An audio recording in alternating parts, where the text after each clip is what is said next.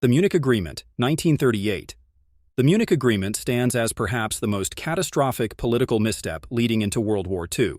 In September 1938, British Prime Minister Neville Chamberlain, French Premier Édouard Daladier, Italian dictator Benito Mussolini, and Adolf Hitler met in Munich to discuss Hitler's demands for the Sudetenland, a region of Czechoslovakia with a significant ethnic German population. Without even inviting Czechoslovak representatives to participate in their own country's dismemberment, the Western powers agreed to hand over the territory to Germany. Chamberlain returned to Britain waving a piece of paper and declaring he had secured peace for our time. The agreement was rooted in the policy of appeasement, the belief that satisfying Hitler's territorial ambitions would prevent another devastating European war. The logic seemed sound to many at the time. Germany had legitimate grievances about the Treaty of Versailles, and the Sudetenland did contain ethnic Germans. Why risk millions of lives over a border dispute? The mistake became apparent almost immediately. Rather than satisfying Hitler, the Munich Agreement emboldened him. It demonstrated that Britain and France would surrender to aggressive demands rather than fight. Within 6 months, Hitler violated the agreement by occupying the rest of Czechoslovakia in March 1939. The Nazis gained the formidable Czech military industry, including the Skoda works, which would produce tanks and weapons for the German war machine. They also acquired the fortifications along the Czech-German border, which had been among the strongest defensive positions in Europe. The strategic implications were enormous. Czechoslovakia had been France's ally and maintained a well-equipped army of 35 divisions. With Czechoslovakia intact and supported by France and Britain, Hitler might have faced a two-front war before Germany was fully prepared. Instead, the Western powers handed Hitler a crucial industrial base and eliminated a potential Eastern threat, all while teaching Stalin that the West could not be trusted as allies against fascism. This lesson would prove critical in Stalin's decision to sign the Nazi-Soviet Pact just 1 year later. The Nazi-Soviet Pact, August 1939. The Molotov-Ribbentrop Pact, signed on August 23, 1939, shocked the world. Nazi Germany and the Soviet Union, supposedly sworn ideological enemies, had agreed to a non-aggression treaty. The public agreement promised neutrality if either nation went to war. The secret protocol, however, divided Eastern Europe into spheres of influence, effectively giving Stalin a free hand in the Baltic states and eastern Poland, while Hitler could invade Western Poland without fear of Soviet intervention. For Stalin, this pact seemed like strategic brilliance. He had watched Britain and France repeatedly cave to Hitler's demands while rejecting his own proposals for an anti-Nazi alliance. The Munich Agreement particularly alarmed Stalin, as it suggested the Western powers might be trying to redirect Hitler's aggression eastward toward the Soviet Union. By signing with Hitler, Stalin believed he was buying time to modernize his military, while Germany and the Western powers bled each other white. The mistake became apparent in June 1941, when Hitler launched Operation Barbarossa. Stalin had traded a potential alliance with the West for 2 years of false security. During those 2 years, he supplied Germany with vital raw materials, including oil, grain, and metals that sustained the Nazi war machine. He ignored dozens of intelligence warnings about the impending German invasion, believing Hitler would not be foolish enough to fight a two-front war. When the invasion came, the Soviet Union was catastrophically unprepared. Stalin's purges of the Red Army Officer Corps in 1937-1938 had decapitated the military leadership, and his insistence on keeping forces away from the border to avoid provoking Germany meant the initial German assault achieved devastating surprise. In the first months of Operation Barbarossa, the Soviets lost millions of soldiers and vast territories. Had Stalin allied with Britain and France in 1939, or at least maintained a credible defensive posture, the entire course of the war might have been different. Hitler's declaration of war on the United States, December 1941. After Japan's attack on Pearl Harbor on December 7, 1941, the United States declared war on Japan. Hitler faced a crucial decision. The tripartite pact with Japan and Italy was defensive, meaning Germany was not obligated to join a war Japan had started. Additionally, Hitler had carefully avoided incidents that might drag America into the European war, even ordering U-boats to avoid attacking American ships. American public opinion remained deeply divided about entering the European conflict. On December 11, 1941, Hitler declared war on the United States anyway. This decision ranks among the most inexplicable strategic blunders in military history. In a single stroke, Hitler united American public opinion, gave President Franklin Roosevelt the European war he believed necessary, and ensured that America's massive industrial capacity would be fully directed against Germany. Hitler's reasoning appears to have been a mixture of ideology and miscalculation. He genuinely believed that the United States was a decadent democracy, weakened by racial mixing and Jewish influence, incapable of producing quality weapons or soldiers willing to fight. He assumed Japan would tie down American forces in the Pacific, preventing significant intervention in Europe. He also believed unrestricted submarine warfare in the Atlantic would cut Britain's supply lines before American power could be mobilized. Every assumption proved catastrophically wrong. American industrial capacity dwarfed Germany's, and the U.S. could fight effectively on two fronts simultaneously. By 1944, American factories were producing more war material than all Axis powers combined.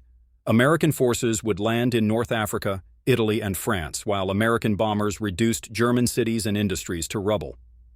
The Lend-Lease program supplied the Soviet Union with trucks, aircraft, and supplies that proved crucial to the Red Army's advance. Without Hitler's declaration of war, Roosevelt might have faced years of political battles to fully commit American forces to Europe, while the public demanded a Japan-first strategy. Mussolini's invasion of Greece, October 1940. Benito Mussolini, jealous of Hitler's military successes and eager to establish Italy as a major power in its own right, decided to invade Greece in October 1940 without informing his German ally. Mussolini believed the Greek army would collapse quickly, giving Italy a cheap victory to rival Germany's conquests. He envisioned creating a new Roman Empire around the Mediterranean. The invasion became a humiliating disaster. The Greek army, fighting on mountainous terrain they knew intimately, not only stopped the Italian advance, but pushed deep into Italian-occupied Albania. Italian casualties mounted, and Mussolini's regime faced embarrassment on the world stage. Hitler, furious at not being consulted, now faced a strategic crisis. He could not allow his primary ally to be defeated, as it would encourage British forces in the region and expose the Axis southern flank. This forced Hitler to postpone Operation Barbarossa, his planned invasion of the Soviet Union, to bail out Italy. In April 1941, German forces invaded Yugoslavia and Greece, quickly defeating both countries but losing crucial weeks.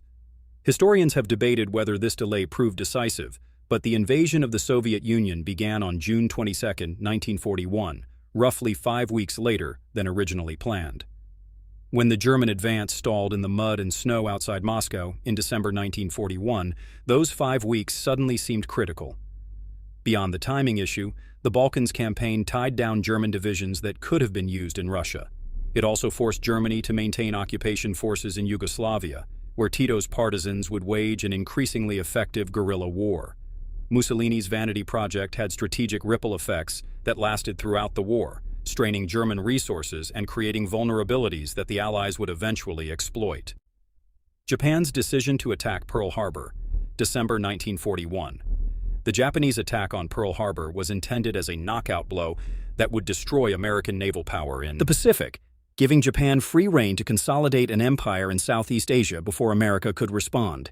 Japanese military planners knew they could not win a prolonged war against American industrial might, so they gambled on a short, decisive conflict that would force the United States to negotiate a settlement recognizing Japan's conquests.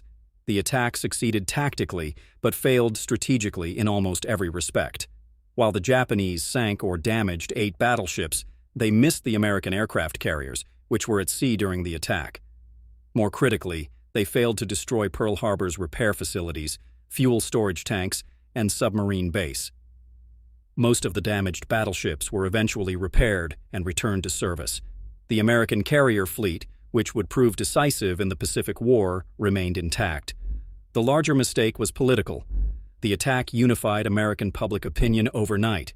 Before Pearl Harbor, the America First movement had millions of supporters, and Roosevelt faced significant opposition to entering any foreign war. After Pearl Harbor, Congress declared war with only one dissenting vote. The attack transformed America from a divided nation debating isolationism into a country totally committed to achieving unconditional surrender of the Axis powers. Japanese planners had studied American history and society, but fundamentally misunderstood American psychology. They believed Americans were soft, materialistic, and unwilling to accept casualties for abstract principles. They assumed a sharp initial defeat would lead to a negotiated peace, as had happened in Japan's previous conflicts with Russia and China. Instead, the surprise attack enraged Americans and ensured the war would continue until Japan's complete destruction. Admiral Yamamoto, who had studied in America and opposed the war, reportedly said, "I fear all we have done is to awaken a sleeping giant and fill him with a terrible resolve." Hitler's micromanagement and stand-fast orders. As the war progressed and Germany's position deteriorated, Hitler increasingly micromanaged military operations and issued inflexible orders that tied his commanders' hands. His most notorious command was the Stand Fast Order, which forbade German armies from conducting strategic retreats even when surrounded or in untenable positions. Hitler believed willpower could overcome material disadvantages and viewed any retreat as defeatism. This approach led to catastrophic losses. At Stalingrad in the winter of 1942–1943, Hitler ordered the Sixth Army to hold the city at all costs rather than break out of the Soviet encirclement. The result was the destruction of an entire army of over 250,000 men, one of the worst military disasters in history.